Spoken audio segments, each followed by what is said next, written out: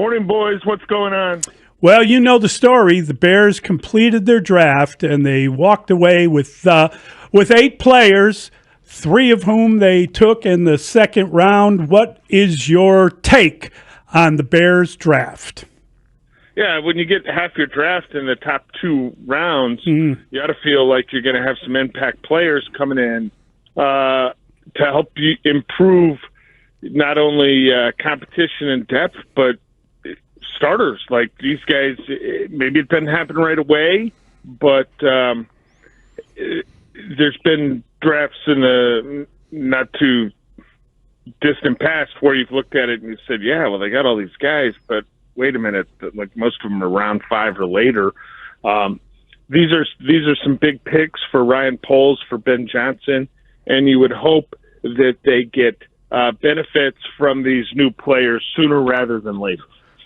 When you look at Ozzie Trapillo from Boston College, he's primarily a right tackle, or at least he has been the last couple of years. How do you envision him fitting into that situation you just described?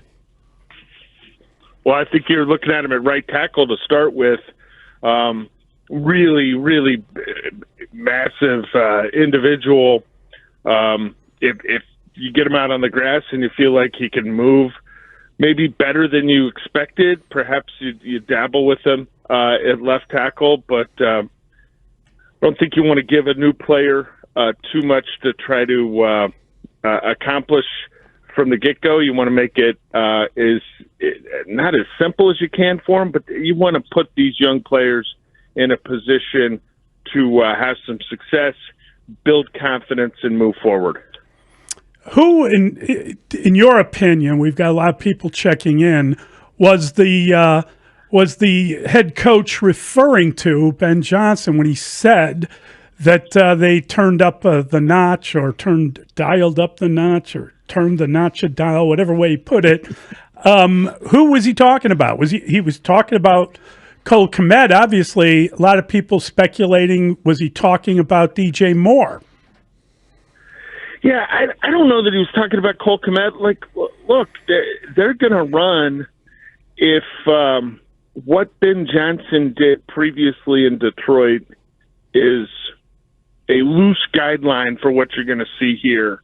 They're going to run a lot of personnel with 2 tight ends. You need 2 of them. So does that turn up the heat on Cole? Like, yeah, there's been so much hand-wringing over the dip in production in the passing game from Cole Kmet this past season, and I really struggle to put a lot of the blame on Cole. I'm looking more at the coordinators. I'm looking some at the quarterback, maybe reticent at times to throw the ball over the middle or get to some of the secondary reads. So I know it's been popular and it's been sport to kind of be critical of Cole Kmet, but you got to understand he's a wide tight end. Okay, he's not this pass catching tight end that isn't really involved in your running game. He's a wide tight end with significant upside in the passing game. So his numbers are never going to look like Brock Bowers with the Raiders or something. He's not that kind of player, but he can be involved in the running game, and I think they still value him pretty highly there. In fact, I know they do. DJ Moore, yeah, that's interesting. I wondered that a little bit, Mully, with the selection of Luther Burden. Hopefully it's all of them. Hopefully it's Roschon Johnson, and hopefully it's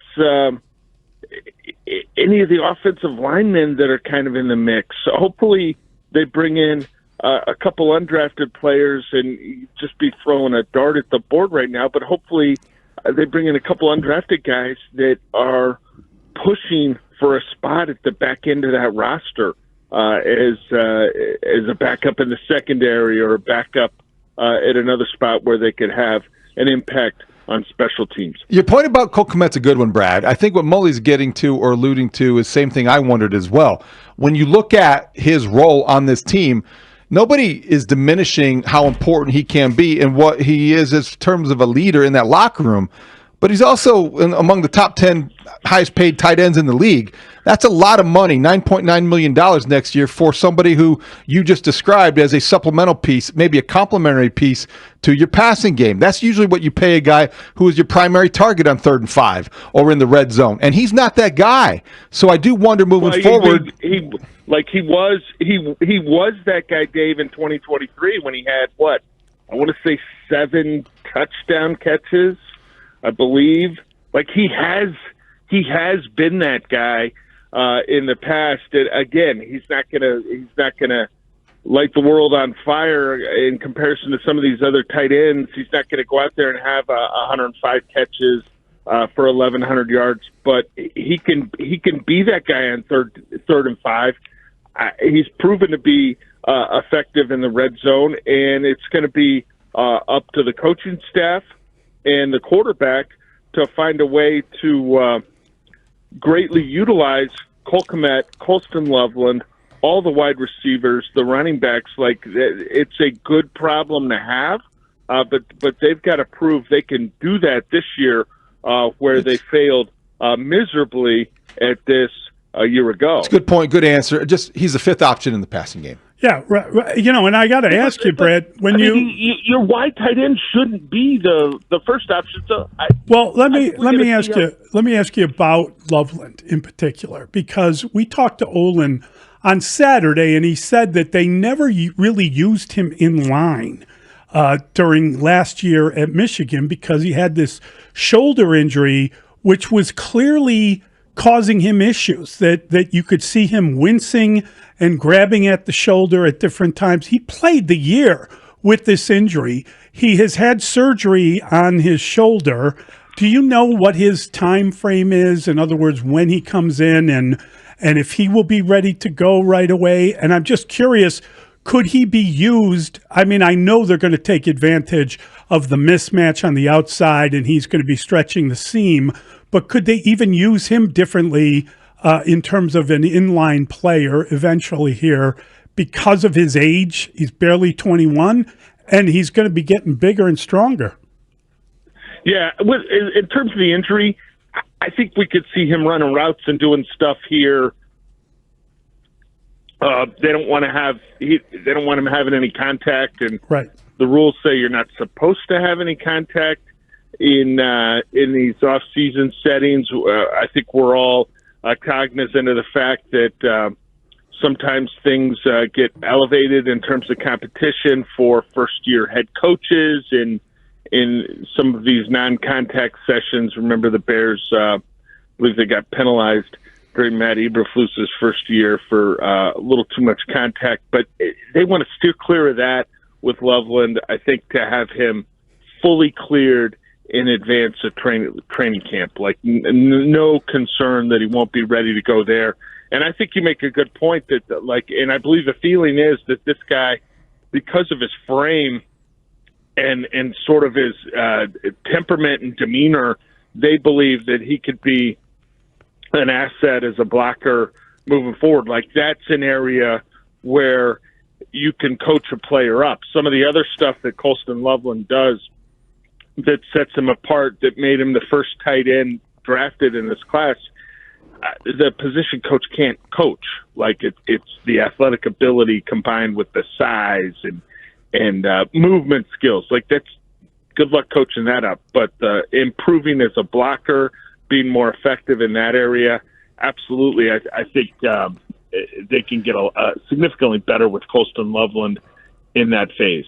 Brad, what did you think of the way Ryan Poles explained being sort of boxed out of selecting a running back, and how realistic is it to expect Kyle Monangai from Rutgers in the 7th round to contribute? Yeah, you wanted to get a running back that was going to fit what you were looking for, right, in a loaded running back class. And I believe they like Travion Henderson an awful lot, and he goes the pick before to New England. And when the draft had ended Thursday night, round 1, I looked at it. I said, well, who's in front of the Bears? How could this shake out? And I thought the Patriots maybe were the only team that would go with a running back there at the very top of round 2, and that ended up happening. There's probably some other backs in there they liked a little bit, but Manungai, and I hope I'm pronouncing it right, he's a guy that I think has a chance. I really do. Like, this could be their best 7th-round pick since Charles Leno, and the bar's low with some of those guys that have been drafted since Leno. But I think when you look at opportunity for starters, and then you consider what this guy did at Rutgers for that program. I talked with a national scout from another team, and this is going back to it was probably late March, guys. And we're talking about players. We're spending some time going over a variety of different positions. And I got to running back, and I said, who could be a tone setter that doesn't play at Ohio State or Boise State? And he rattled off a couple names, wasn't some crazy long list. And he said, I don't know where he's going to get drafted, but I love the kid from Rutgers. And he said, wow. He's gonna make somebody's roster and find a way to contribute positively. Team. So, I didn't know anything about him. I don't watch a lot of lower tier Big Ten football, which I think is where Rutgers is at. But ouch, he did real well there, and I think he's got a shot, Dave.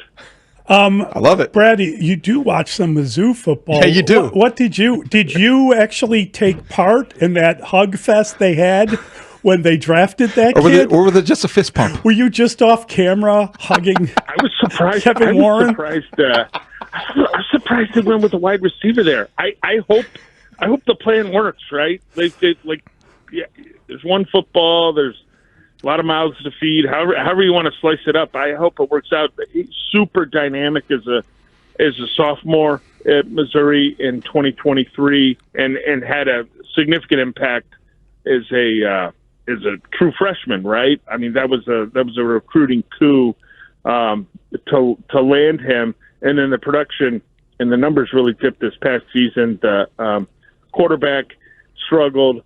Regressed. The quarterback had a series of injuries. They played a backup that was terrible.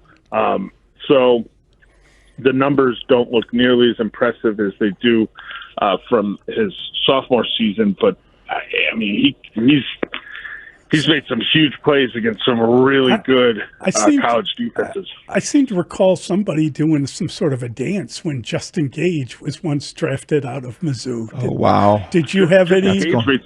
He was a pretty good player. No, I had no reaction. I was more surprised than anything just that they went with a wide receiver when you looked at it and you said, what about an edge rusher? Right, right. Yeah. So, which late in the draft, I thought Roshan Johnson was one of the real winners for players on the roster, right? Just like whose position is a little bit better than maybe it could have been. Coming out of this draft, and I think you look at Austin Booker, right? Maybe he's now he's going to actually be a winner. He's got to go out and be a better and more productive player this season. But in terms of opportunity and not getting knocked down a peg or two, it's sitting there for him, isn't it? Yeah, it is, and that's a good point. I look at the other guy coming into the defensive line room, Shamar Turner from Texas A&M, and I wonder, Brad, who does he threaten in terms of playing time or a roster spot? I don't think he threatens anyone, because if you're doing it right, you're keeping those guys fresh, right? And one of the things that maybe the Falcons were guilty of last year was playing Grady Jarrett too much, especially coming off an ACL the year before. Those are big guys that can wear down. Zach Pickens was going to face a real challenge to make this roster without Shamar Turner coming on board, probably. So I just think getting Shamar Turner in a situation where maybe he can observe Grady Jarrett and how he goes about his craft in the meeting room, in the weight room, on the practice field, and things of that nature. That's really smart because physically he's sort of sort of profiles the same way, and Grady Jarrett's has been a fantastic player in this league. That fantastic part of that career is probably not going to stretch too much longer. The Bears signed him to a 3-year deal that really, when you look at it, it's like 2.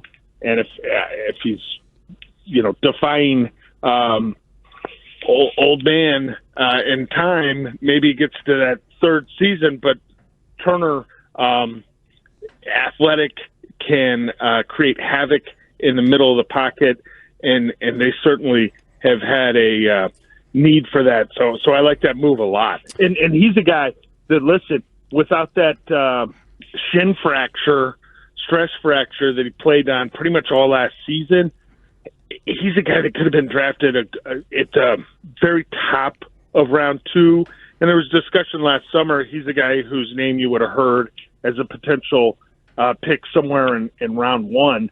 So they got a guy that coming off that 6-sack season he had the previous season. He was hot for scouts to get a look at. Brad, we were talking earlier about the fact that the Bears came out of a draft the last 2 years and signed a defensive end 1 year and then traded for a guy to help them as a defensive end. Is that the new running back position? Could you see, I don't know who, someone older, maybe injured, whether it's someone like Chubb or J.K. Dobbins, or could you see the Bears picking up some help at running back in order to kind of fuel the play-action game?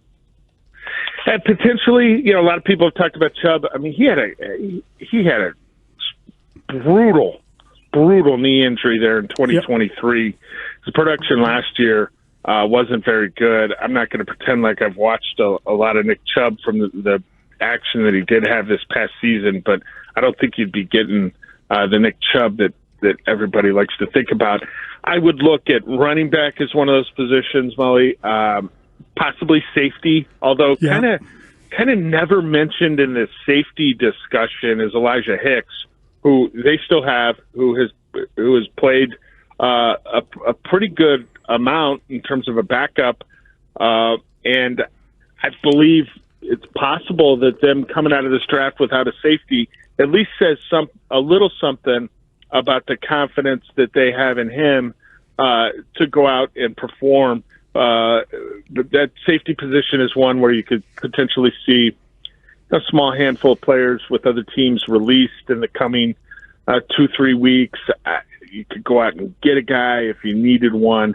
So I would kind of bundle those two positions together as ones to maybe keep an eye on a little bit. But I don't think they have to go out and get a Dobbins or a Chubb. I'd be really interested in seeing what Kyle Monangai can do, how the new coaching staff feels about Roschon Johnson. Remember, the front office loved Roschon when they got him in here. Okay. And for a variety of reasons, including injury, he didn't get on the field a whole lot this past season. But what do the coaches think about the guys you've got first?